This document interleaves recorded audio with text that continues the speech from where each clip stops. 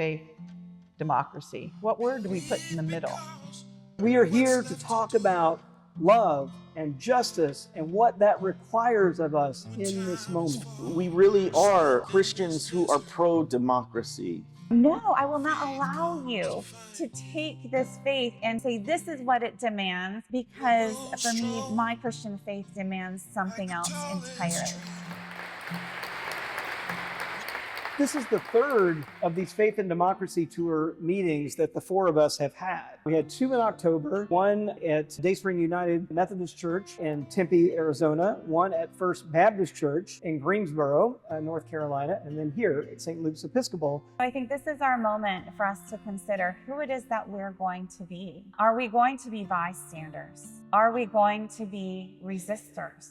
We want to see people have their rights, and we want to see justice enacted. But we're about to find out, some of you for the first time, what that really requires, what it really costs.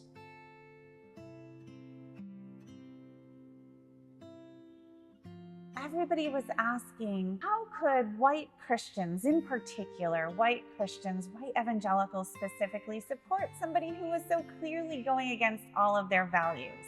And I knew that that was the wrong way to frame it, that we didn't accurately understand what some of those core values actually were, right, to our detriment. And so I brought out the old research and I wrote this essay and published it online time to Trump's inauguration, and it went viral. But just a couple of days after that essay published, I got an email from a scholar that I'd never heard of before. He introduced himself as a scholar of Nazi propaganda. He asked me if I was aware how similar the quotes that I had pulled and quoted in that essay on evangelical masculinity and militarism, how strikingly similar those quotes were, almost word for word, with the propaganda of the German Christian movement, the church under Nazism. He said, "Did you know?" And I wrote him back that day and said, "Yes, I know."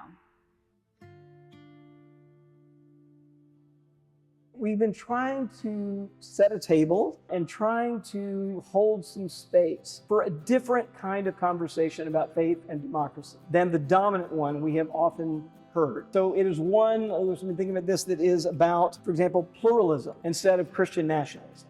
Right? One that is about equality rather than hierarchy. One that's about truth rather than propaganda, and one that is about love and compassion rather than power and fear. It's so interesting to me that white people will leap over an ocean and cross continents to find examples of Christians who stood up against injustice, Christians who stood up against a government that was mixing politics and nationalism in its toxic brew. And I'm just like, yo!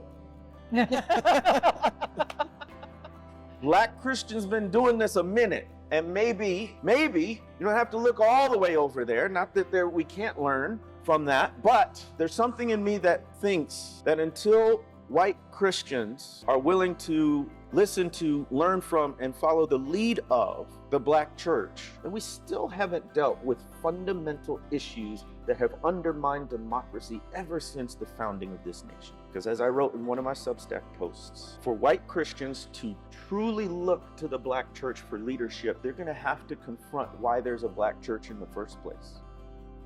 I always find hope around clarity, that if you can be honest about something, if you understand the story that you're living in, if you're not lying about what's going on in the world around you, that there is a kind of hope that can be found.